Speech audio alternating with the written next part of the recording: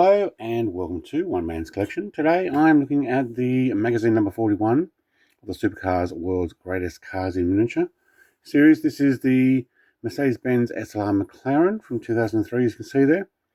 Do have a 143 scale die-cast car with this. We'll take a look at this towards the end, but I'm going to quickly go through the magazine, show what came with this magazine, and then move along and have a closer look at the car.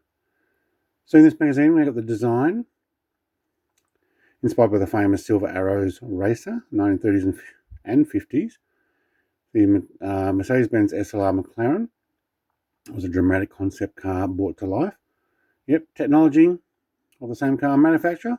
Mercedes-Benz dominated in Formula One and sports car racing in the mid-50s, but its winning streak was tinged with tragedy and the origins of the SLR McLaren coupe. Excuse me. Mercedes-Benz SLR McLaren was a product of a partnership between two of the most successful companies in F1 at the time, heavily inspired by the iconic Mercedes Silver Arrows and anticipated by the Vision SLR concept car. I'm not going to read everything in detail though, but we will read out some of the main points. It actually looks really nice there. Chassis was a carbon fiber. Wow, even the chassis was. Going through this, Chateau de Chantilly forms the backdrop of the supercars owned by SLR club members.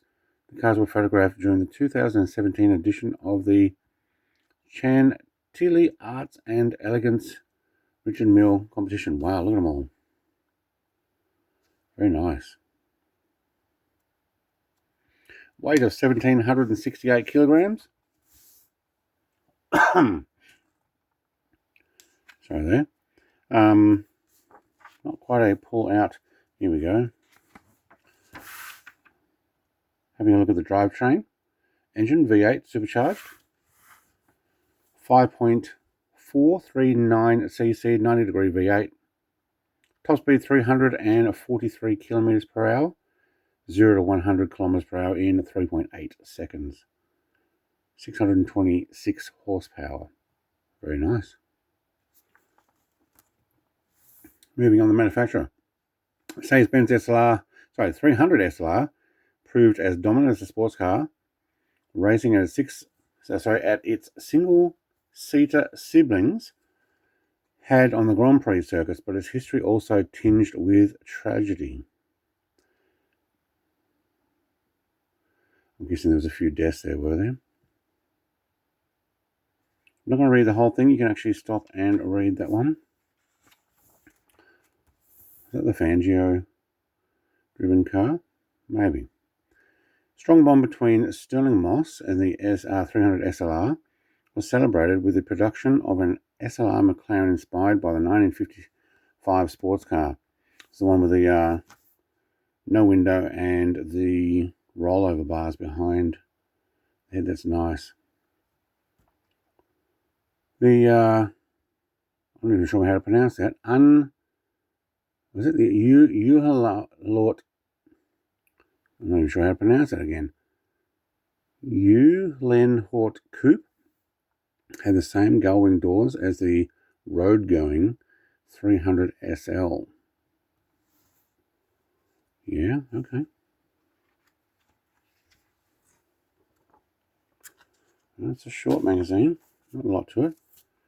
Varied range Mercedes SLR McLaren eventually spawned a series of additional models, including an open-top roadster, several high-performance variants, and even a stripped-out race version. Nice.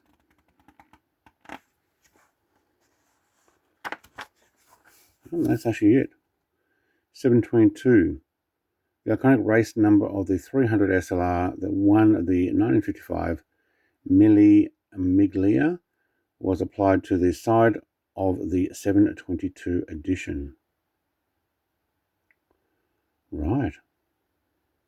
SLR 722 GT was a track-only variant based on the road-going 722, along with a reduction in weight down to 1,390 kilos. The power of the AMG V8 from the production car was increased slightly to 680 horsepower. The suspension and the brake systems were also modified, plus there were also new aerodynamic packages that included full-width rear wing, a diffuser, large front splitter. In-gear performance was a significant step up from the standard car, but due to the additional drag of the new aero kick, top speed was reduced to around 315. Oh, only 196 mile an hour. But the aero would have been awesome for handling. Moving on, next magazine will be the Jaguar XE SV Project 8, followed by a Pagani Huayra. I'm terrible with these names, but we'll give it a go. Huayra Roadster in magazine 43.